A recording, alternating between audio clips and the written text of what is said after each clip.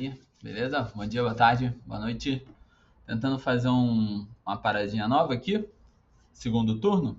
Vamos ver se a gente tenta revisar melhor o que aconteceu na última rodada. Eu ia fazer só com as parciais, mas aí já abriu o mercado, então já vou jogar logo. 72 pontos não foi ruim, até que a média dos cartoleiros foi um pouco mais alta do que eu esperava, mas uma rodada com a tragédia que foi que a gente tinha apostado bastante no Santos com a surra que eles tomaram, 72 pontos foi uma pontuação legal. Teve muito pontuador alto na rodada e infelizmente não deu para pegar todos.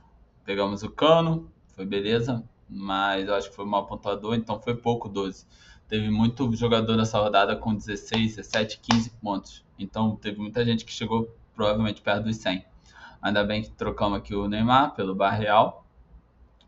E vamos dar uma olhada como é que ficou então a última rodada.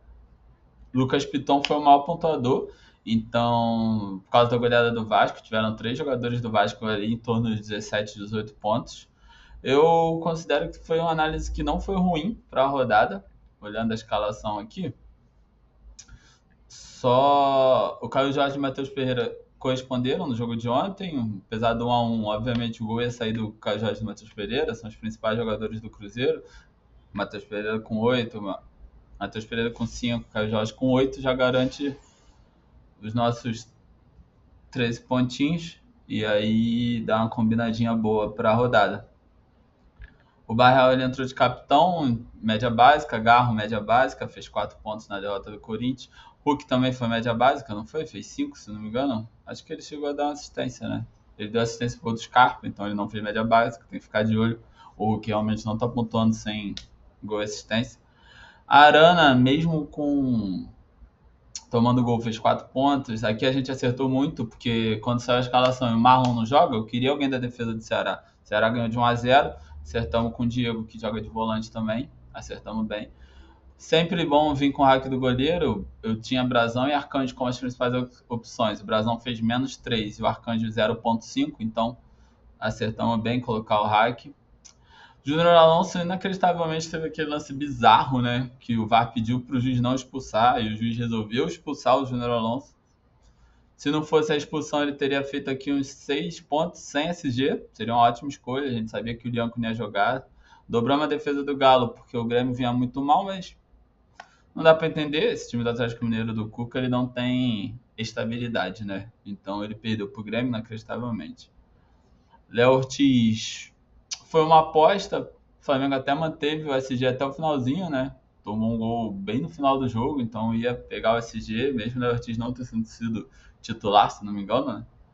Mas era só uma aposta, porque aqui ficou muito difícil de escalar depois que o Marlon não joga e o Fluminense foi com a zaga quase titular, né? Foi com os laterais titulares, mas o Manuel não jogou, então não dava para entender ali o que o Fluminense ia fazer, apesar de ter ganho, tomou o gol também, então era outro SG que a gente ia perder, não faria muita diferença para o nosso estudo.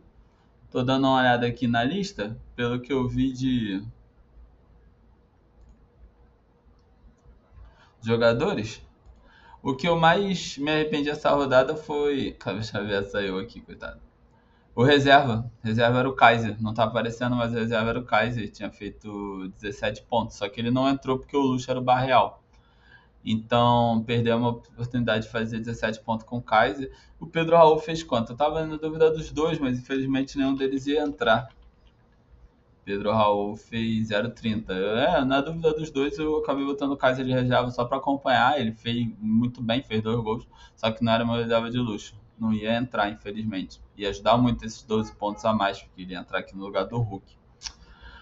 Mas eu acho que a análise da rodada foi boa. A gente estava pensando em ir com o Lino ou com o Pedro, mas não sabia como o Flamengo ia jogar. Quem foi com o Pedro, parabéns. O Pedro também fez 17 pontos.